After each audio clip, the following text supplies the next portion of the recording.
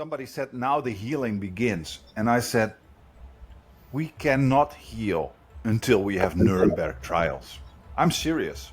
We cannot heal from this until we have trials.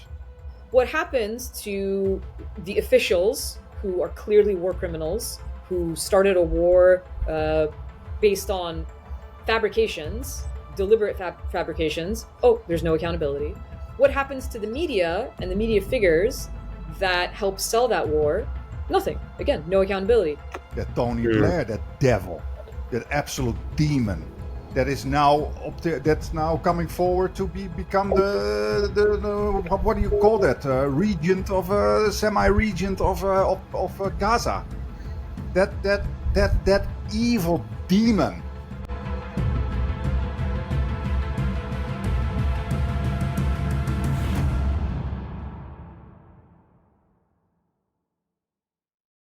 Oh, it's better. Yes. Yeah. No delay. Yes.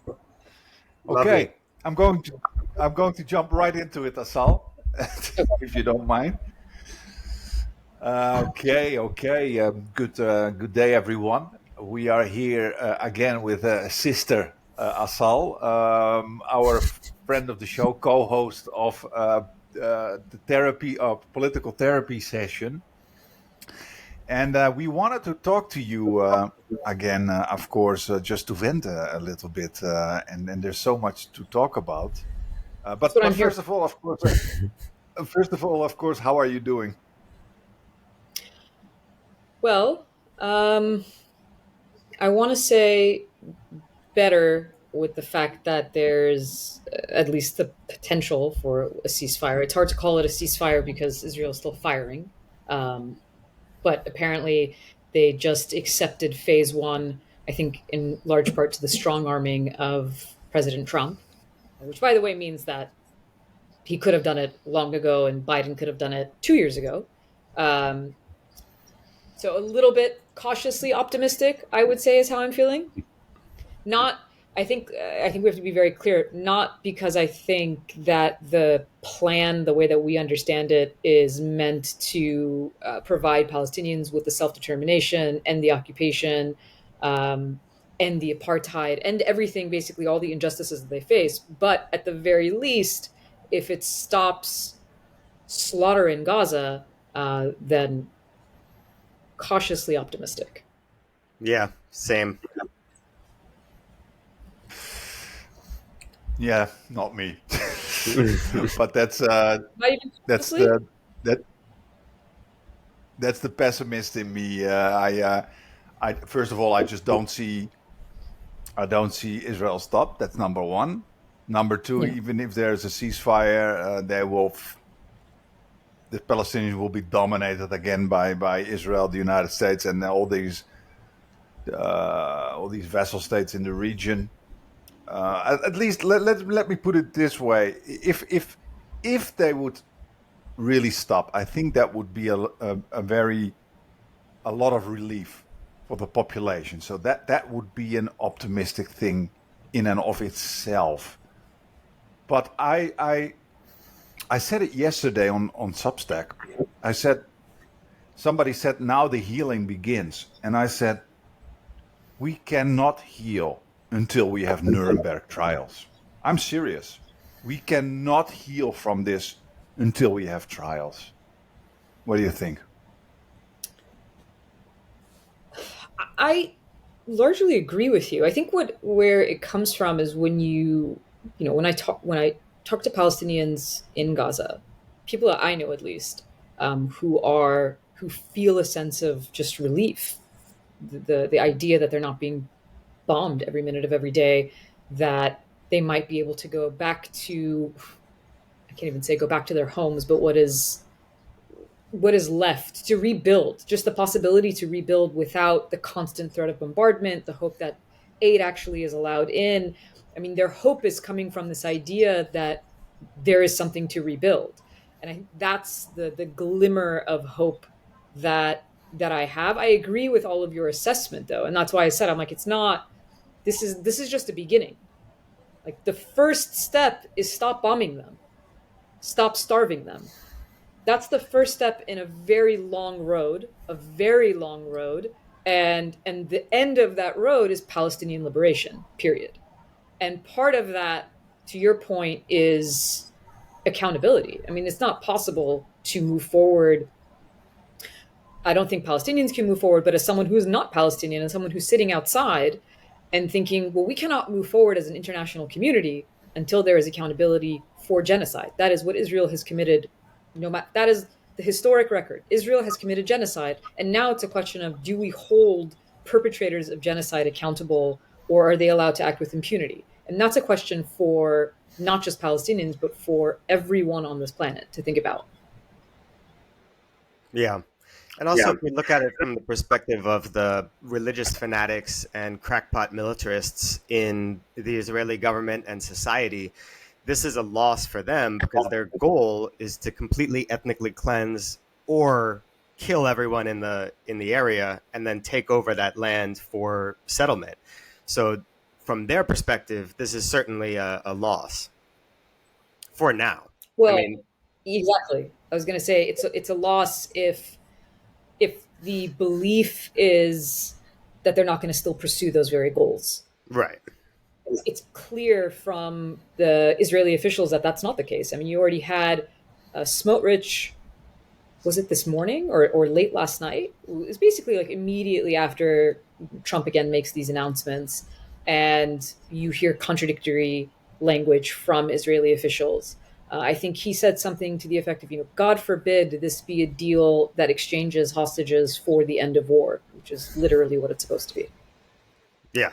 Like, this is how at least Trump himself is framing it. He's saying this is an end of the war. This is peace. This is not only is this an end to what is happening in Gaza, it is just peace for the whole region. I mean, he's selling it as a much grander plan. So what those visions mean and how they're going to clash with one another. I mean, if the ultimate goal of people like Smotrich and Ben Gvir and Netanyahu is to ethnically cleanse the indigenous Palestinian population and take over the entirety of the land, that's going to clash with the vision of every other state in the region. And those are theoretically the states that have agreed to this, phased plan. Yeah. Yeah. There was Yeah, a FT article over the weekend that it reminded me a lot of the series of Axios pieces about how mad the U.S. president is, whether it's Biden or Trump, etc. The explanation that it gave for the movement that we saw over the weekend was basically the bombing of Qatar. That supposedly gave Trump the microscopic spine required to say in the quote in the article, you fucked up. Now you're not in the driver's seat. Something along those lines. The article also said he ordered a ceasefire and then didn't mention that the IDF continued bombing over the weekend, just at a reduced rate.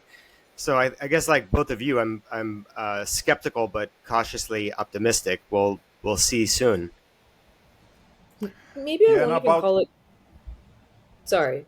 I was going to say, maybe I wouldn't even call it cautiously optimistic, but cautiously hopeful. I mean, just something to hold on to. The idea that at least, even if the bombing of Qatar was what sort of compelled more action, which I'm sure it played a role because the largest U.S. military base in the region is in Qatar.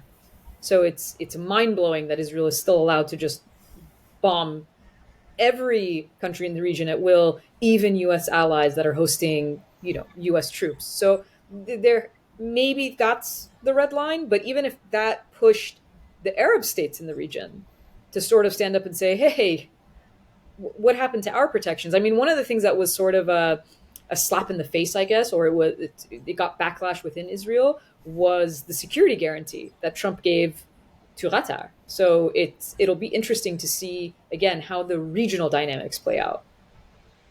Yeah. I'm curious what you think were the main drivers here. In that article, it was the Qatari, the bombing of Qatar, but there's also the potential of domestic political pressure. Do you see that right now as playing any role in this? Obviously the people who identify as Democrats have been overwhelmingly against this for a while now, but it seems like, especially among younger Republicans, there's been a continual shift away from, the kind of historic knee-jerk reflexive support for whatever the Israeli government is doing. What do you think were the main drivers here? You mean in pushing this administration to actually push the Israeli government? Yeah. I do think that there's a domestic political shift that you pointed to, and it's really interesting to see it amongst the conservative right wing part of the population.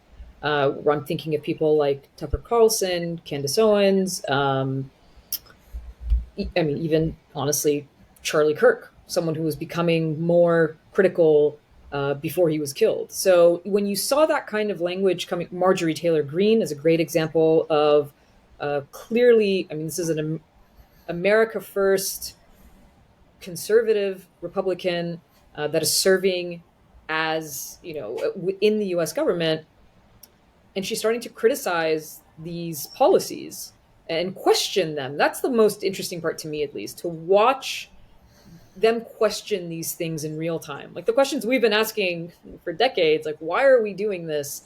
This doesn't make sense. Why are we giving so much of our tax dollars to Israel? It already has one of the strongest militaries in the world, certainly in the region. So why do we have to keep pouring billions of dollars into Israel? They get to have, universal health care when we don't have universal health care. So how does this make sense that these are the things that we're doing? So seeing those wheels start turning amongst groups of people that were staunchly pro-Israel. And it's not that none of them are arguing that they're not pro-Israel. They're just saying there's something wrong with US policy. And that's, I think, where there are divisions within the Republican camp, and that for this administration is obviously very important. It's important that they're getting voices not from the radical left, which is what they like to call it, or from the Democrats or whoever it is that they're talking about, but they're getting these criticisms from within their own, not only within their own camp, but the camp that is most aligned with President Trump. So I think that is playing a role as well. Yeah. Well, I would say that that's something you often see, and I find it bothersome. I heard it from somebody else, and I was like, yeah, that makes total sense. It's annoying. It's that the left, and I'm not talking about the fake left, the right-wing liberals in the United States, Democrats. I'm talking about leftists, anti-imperialists, anti-capitalists, socialists, etc., have been saying this stuff about Zionism and Israel already for decades. But now that some right-wingers have discovered that Zionism is bad, we need to give them cookies. We need to give them props for it. It's so special that they, oh, wow, look, we got to be so grateful to Tucker Carlson. Now, don't get me wrong. We are happy. We are all happy that they discovered that Zionism is bad and that there is a lobby in the United States and that the U.S. is deeply intertwined with Israel in an unhealthy way. But we have to now be so incredibly grateful for the stuff that the left has been saying already forever. You know what I mean? I find it I find it very, very bothersome in some way, shape, or form. And one more thing I wanted to say before I forget about that accountability. Yes, I think Israel should be held accountable if there is a ceasefire and we are trying to build towards healing and the Palestinians get their own independence and all that stuff. But I mean with accountability, everyone who was involved, the French, the Dutch, the UK, we need a global organized effort to catch every bastard who contributed to this genocide, including the media. Then this needs to be a massive global effort, and you already see it starting to be global activism. For example, global Samud flotilla. Palestine is a wake-up call for the world that we have to internationalize, and you see it happening. And I think this is part of the global effort. Also, the reckoning. all these monsters in our societies who supported this. For example, I will never forget this. My former prime minister, Mark Rutte, saying at the beginning of the genocide, he was caught on tape. You can Google it. He was caught on tape. He's the head of NATO now. He was caught on tape saying, what can we do to make Israel look like they're not committing war crimes? He was literally caught on audio saying that to his colleagues. That stuff needs to be that needs to be reckoned with. I'm not kidding you. You know what I mean? You're muted. We have that in embryo in the Hind Rajab Foundation. They're collecting evidence of war crimes and connecting it to individual soldiers for future prosecutions. But yeah, I agree that effort could be really stepped up. I mean, I think you made the reference to the Nuremberg trials earlier, and that is sort of a model I think that can be used where it's not the umbrella of accountability is quite large. And the question, it's not just a matter, I think, of the legal implications and how do we deal with it in terms of an international legal system, but just the questions that should be asked, on an academic level, on a political level, the questions that should be asked of, well, how far does accountability go? I mean, you mentioned the media.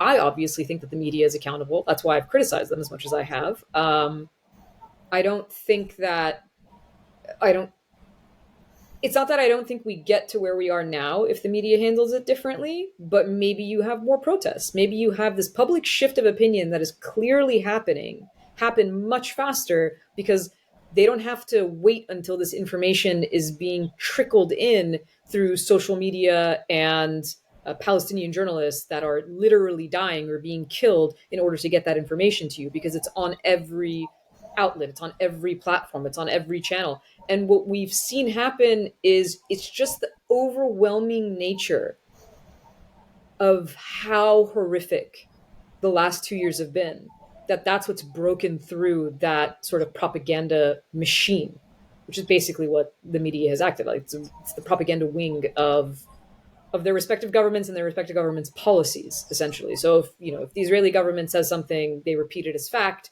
When Palestinians report something, it's treated with doubt.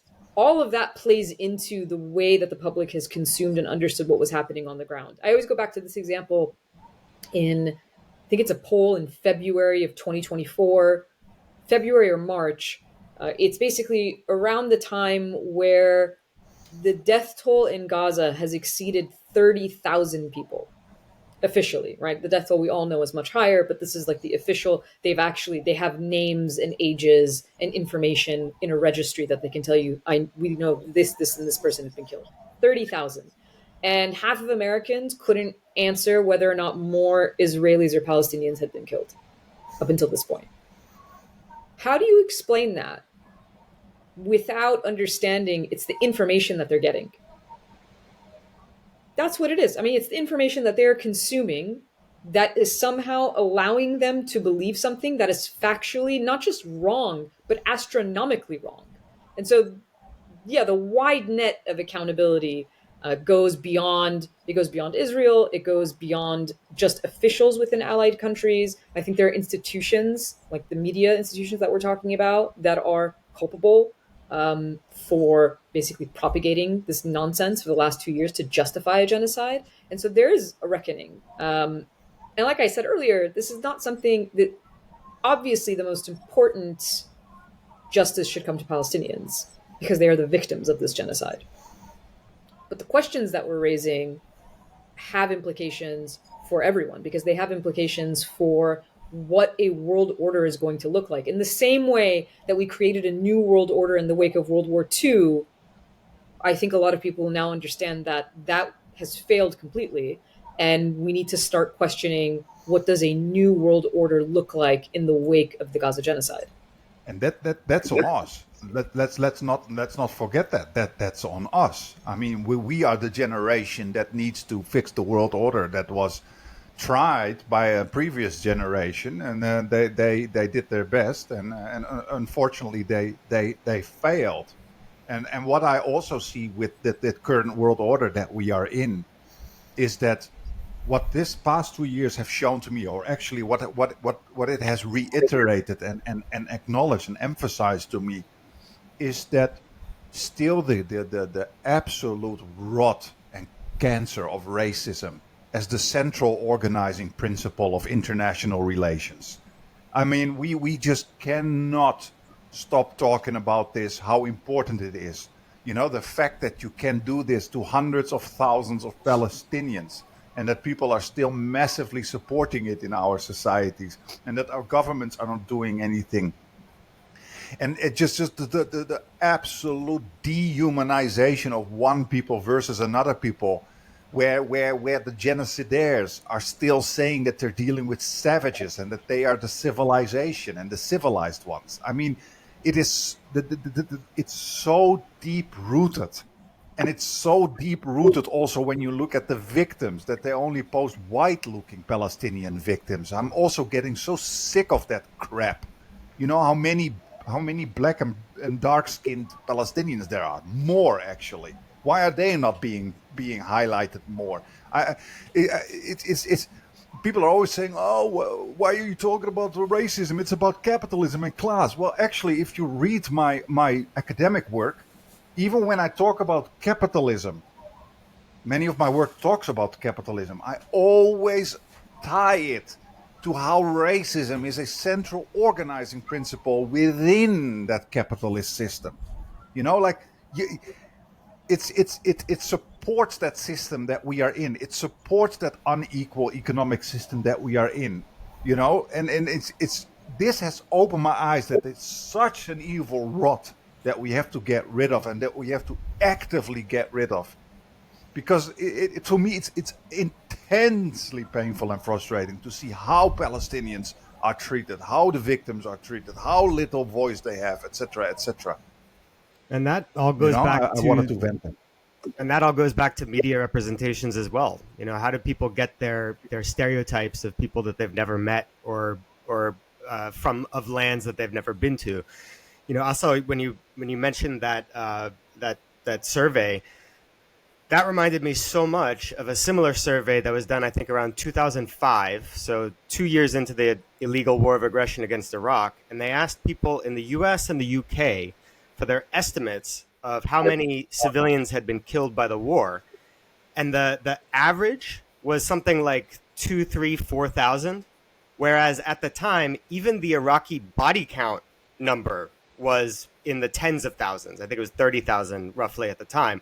And just like the Gaza Health Ministry's numbers, we know that it's an obvious undercount because of flaws in the method. The Gaza Health Ministry, their method is counting the number of people that they can identify who have died or been brought dead to a hospital or morgue. You know, massive undercount. There are countless people who haven't been brought to a hospital or a morgue. Likewise, with the Iraqi body count, their method was counting mentions of people killed that they could find in newspapers. Again, obviously an undercount, but at that survey in 2005, people were still vastly underestimating it. And of course, where do they get that idea? Are they living in Iraq? No, they get it from the media. And so that's the key uh, uh, leverage point, really.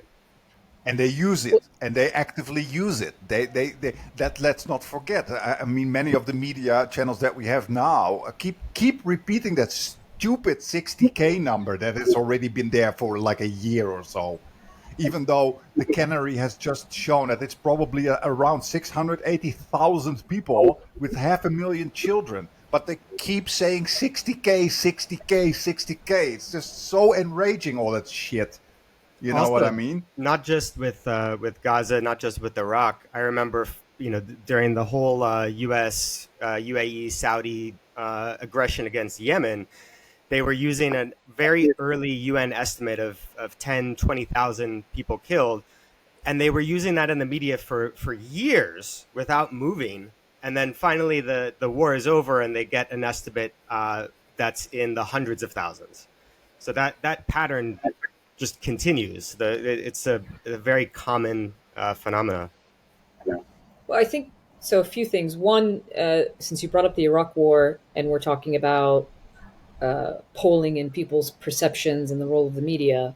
Obviously, the role of the media then, very similarly, was one of manufacturing consent, and that's why when you look at polls around the time that Iraq is being invaded, I forget what the exact numbers are, but like a majority of Americans think that Iraq has weapons of mass destruction, false, and also believe that Iraq was involved in 9/11, false. Right? Two just basic facts that are completely wrong. And why do they think this? Because what the job of the media is, in theory, I mean, I'm not saying this is my personal belief system. This is according to the ethics of journalism. This is according to their own ethics. Like if you look at editorial board ethics of many of these institutions, like legacy media institutions, they're not abiding by their own standards. That's one of the problems. So what's the basic ethics of journalism? Seeking the truth, right? That's what they're supposed to be doing. They're not supposed to be telling you what states are saying. They're supposed to be telling you what's actually happening. So it doesn't matter that the Bush administration at the time is saying, hey, this guy has weapons of mass destruction and he's going to use it against us. Or that Netanyahu, when he was not a prime minister, is speaking before Congress and saying the exact same thing. Their job is to investigate and see what the actual truth is. But because they're just repeating what official government narratives are, that's what people believe to be the truth. Well, if the U.S. government is saying it, if Colin Powell is saying it at the UN, then it must be true. Of course, you wait until time passes and you realize there was no truth to this whatsoever. What happens to the officials who are clearly war criminals, who started a war based on fabrications, deliberate fabrications? Oh, there's no accountability. What happens to the media and the media figures that help sell that war? Nothing. Again, no accountability. So it's not surprising that, 20 years later, we're in a situation where a genocide is being justified, because when has there ever been accountability for anything? But that same kind of misinformed polling existed in the lead up to the Iraq war. And in terms of like the body count in Gaza, we're talking about, I think the official Gaza Health Ministry death toll is now 67,000, I want to say. That's the official number, so that's a lot of the times the number that people use.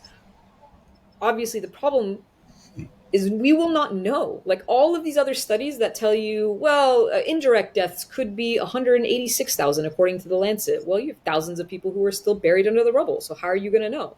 We don't know, and unless you have independent investigations that can go into Gaza and unearth everything that has happened, we will never know. The reason why we know things about other historical periods is because there were investigations allowed. But if there's no accountability, this goes back to the question that we were talking about earlier. But if Israel is simply allowed to move on from this moment as if nothing has happened, as long as they're not bombing Gaza anymore, they're now off the hook, then we're never even going to know the full picture of what happened. So right now, it's almost a guessing game of what is the reality on the ground.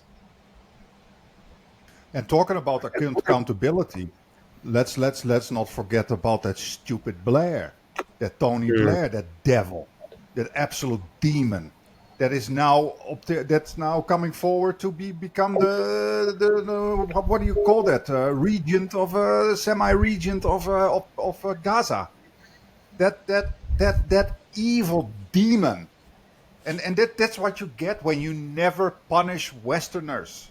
When you never punish Westerners, hyper criminals like George Bush or Tony Blair or any of these monsters, it's just shocking to me. This kind of it's so incredibly evil. We are being run. I'm not even exaggerated. We're being run by a cabal of murderers, torturous, psychopathic, genocidal pedophiles. We have, all these monsters have been going to Epstein's Island. They're all trading in little girls. It's such a sick, and let's not be surprised. Kings and queens did that crap already for centuries. It's nothing new. They just keep on doing it. These elites, and about I also wanted to say something about when you mentioned 9/11, and I think this is a good segue into something I wanted to discuss. Talking about 9/11, talking about Blair Bush, 9/11, etc., etc. I think we should also not be afraid anymore, and take this more seriously, that we have conspiracies. History is full of conspiracies, and we just had the Manchester attack, of some extremist shooting people in a synagogue. And of course, it's all very convenient, in a way, when it comes to the genocide for Israel. But we and academic studies have shown this as well. I'll share it. I'll share it for a moment.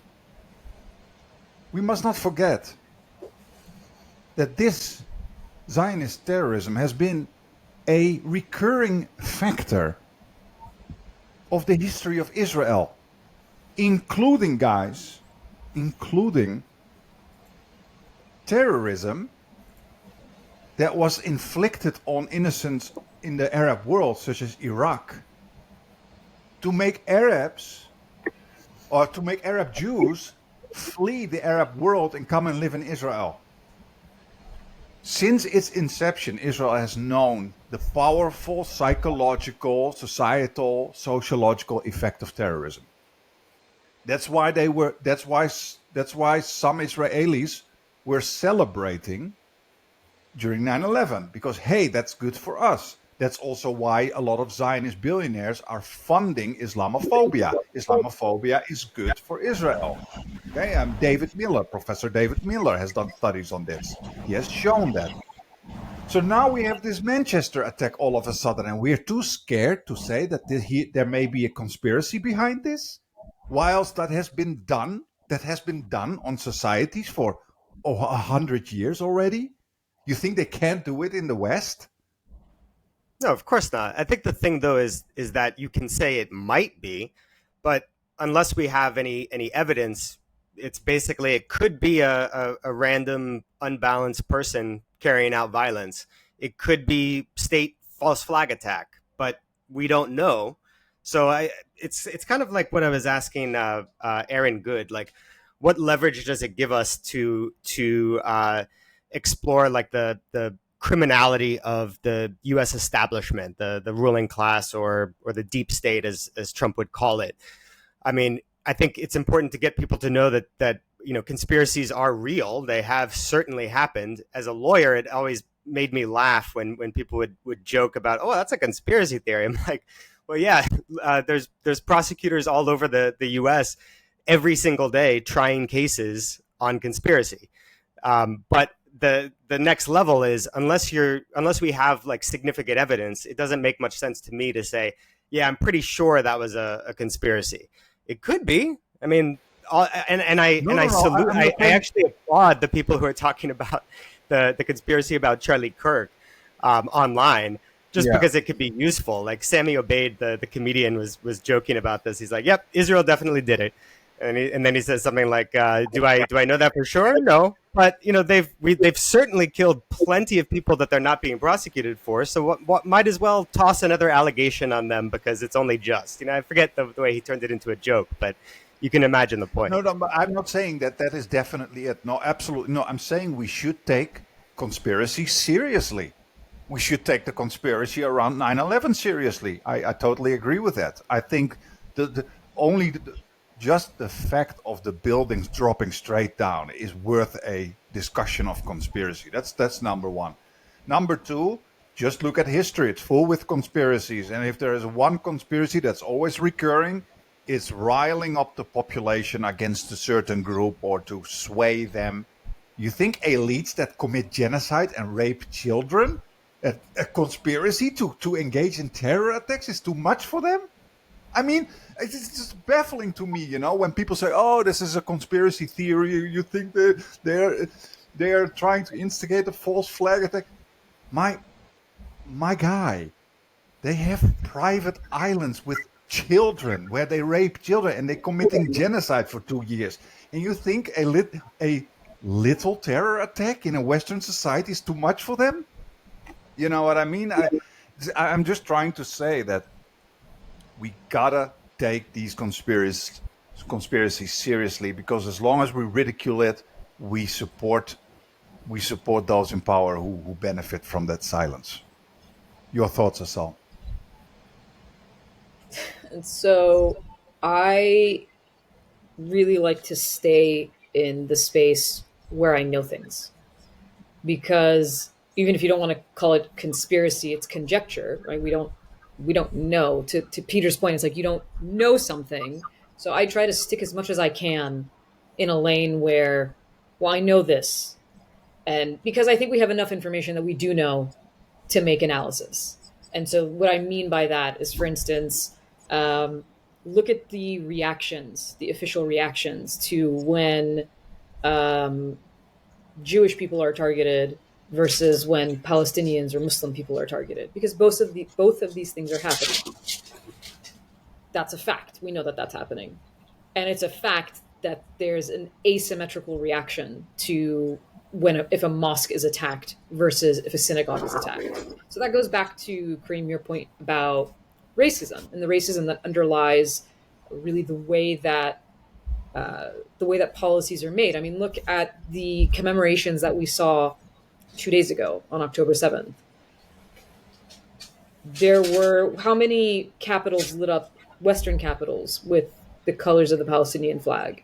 Or how many Western leaders talked about the fact that Palestinians have been enduring a genocide for 2 years? I mean, just the fact that they refuse to call it a genocide is itself the part of that dehumanization and racism that you were talking about. So I think there are very clear examples of things that we can take that don't go into conjecture. We know all of those facts. But I mean, I understand what you mean. Sometimes I think the narrative of something is quickly closed off and you're not allowed to question it. I think there's a difference between questioning a narrative and presenting a different one without evidence necessarily that this alternate narrative that you're presenting is the correct one either. So I think that there's definitely should be space to be able to question a narrative, because we don't always know the details of what happened and why it happened. I don't know if that But helps. I'm also talking about patterns here. Eh? I'm also talking about patterns. We're talking about Zionist terror for almost a century, where this stuff literally happened to chase people away, to sway public opinion.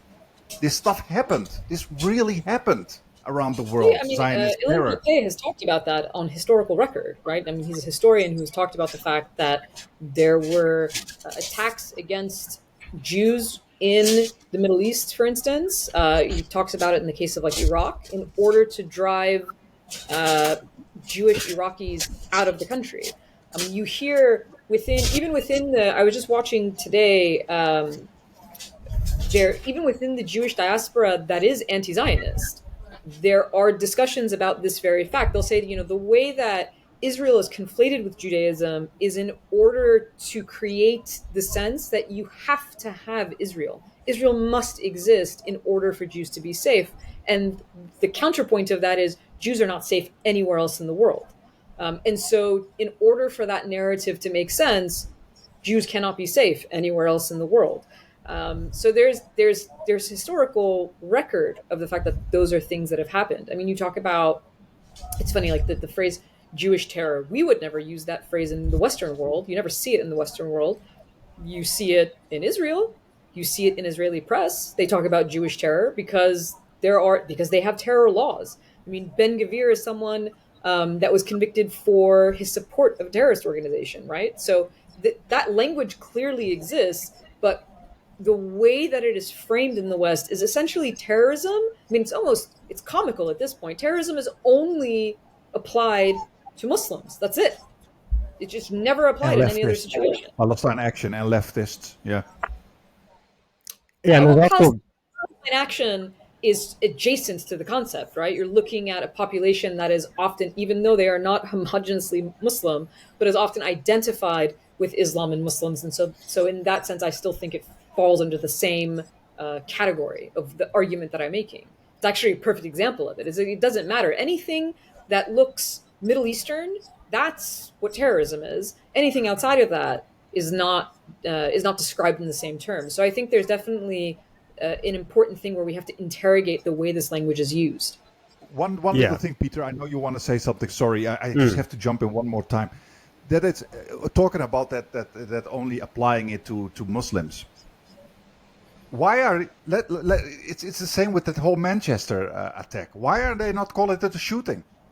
This stuff is happening almost on a weekly basis in the United States, where a white guy shoots up a church or a school or a synagogue or whatever. That's weekly stuff in the United States, and it continuously is mentioned as a shooting by a shooter. And now we have the one time in Manchester where some weird Arab extremist is doing it, and suddenly it's not shooter and shooting anymore. Now it's terrorism again. It's just so blatant. It's so even how do you call that? Unsubtle. You know what I mean? But sorry, Peter, go ahead. Well, that made me think of another instance. That guy that shot the grocery store near Buffalo, New York, that was the definition of terrorism. He was trying to start a race war by terrorizing the other group that he wanted to have a war with. But I was thinking actually at start, there are also conspiracy theories that are official or are given official sanction, like the one recently in Australia where a synagogue was firebombed. And the official story was, well, this was a plan by the Iranian government, a conspiracy by the Iranian government, which makes very little sense unless people in the Iranian government are incredibly stupid and have no sense of strategy whatsoever. But we also have conspiracy theories on coming from, or rather, validated by official sources. Well, since you mentioned that, I kind of get what you mean in the sense that, and it works both ways. Like when there are protests in Iran, the Iranian government will say that this is a conspiracy from the Israelis and the Americans, completely ignoring the agency of their own people and the fact that they have very credible grievances, and there's an there are organic protest movements in Iran, not just against this government, but that go back a century, right? The Iranians are a very politically conscious group of people, and they engage in protest. Ironically, the US did the same thing when there were campus protests. When the campus protests happened last year, guess what the conspiracy was? Well, their agents, and this is going to lead me to Van Jones, they're agents of, if this is Iran, this is an Iranian conspiracy, and these are just, these protesters are not really protesters, apparently. So they use the exact same language, which I always thought was fascinating. I'm like, how funny. So nobody's really protesting anywhere. But this leads me to Van Jones, because of course he just recently made an absurd comment, horrifically racist, because of the fact that it completely dehumanized Palestinians. I mean, just the fact that he's sitting there saying dead Gaza baby, and then delivering a punchline is disgusting. And he tried to, respond with some half-ass apology, which still didn't name Israel as the perpetrator of the actual killer of these children. And he still tried to push this narrative that he called it a disinformation campaign, that Iran and Qatar are participating in a disinformation campaign. Does he know what the word disinformation means? Because disinformation means it's deliberately false. Is that point then that there are no dead Gaza babies? Because I think there's quite a few. It's absurd that he's using this language. He's blaming not just Iran. Iran is a U.S. adversary, and he says U.S. adversaries. Last I checked, Qatar is not a U.S. adversary. So there's that, and that they're controlling the whole of social media, which is also fascinating, because let's look at the people who actually own those companies. They're not Iranian. So it's wild that he uses this kind of framing to completely undermine the reality of what is happening there. So you see these kinds of the conspiracy theories you're talking about, right? It's in the reverse direction, where it's like, well, this isn't really happening.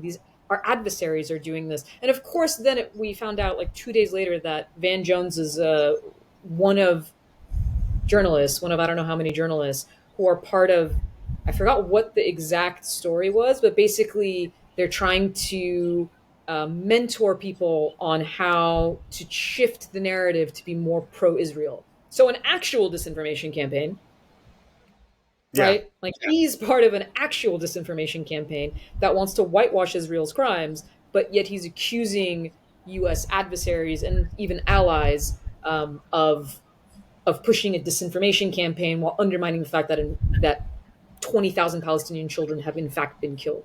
So I get what you mean by the opposite side conspiracy theory.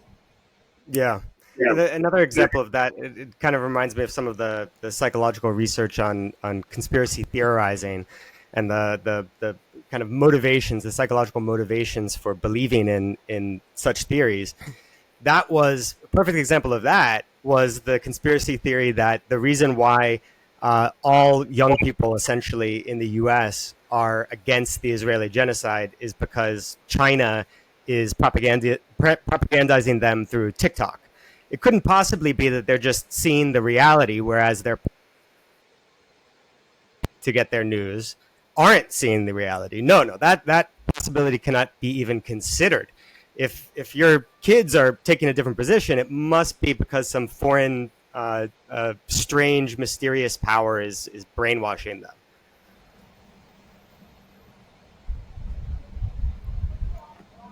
Yeah. No, sorry guys, I have a bit of an emergency, so I have to respond. You guys go on. Oh, no worries. Is everything okay? Hold on. No, actually everything's not okay. So I have to leave now. I'll tell you later what's going on. So I have to end this abruptly, if you don't That's mind. perfectly fine. No, of course no not. Worries, no worries. We're already at the hour, so it's perfect timing, so to speak. But yeah, I have to. Okay. Great. So go deal with whatever you need to deal with, and let us know. I hope everything is okay. Yeah, will do. Yeah, likewise. Will do. Okay. Thanks, guys, and great conversation again, Assal. Let's do this again soon. Yeah. Great talking with you, Assal. Same. Thank you, guys. Take care. You too. Thank you. Bye. Okay. All right. Bye. حبيت القمر طلع القمر اصطناعي شميت الورد طلع الورد بلاستيكي انا حبيت القمر طلع القمر اصطناعي شميت الورد طلع الورد بلاستيكي تكتيكي تكتيكي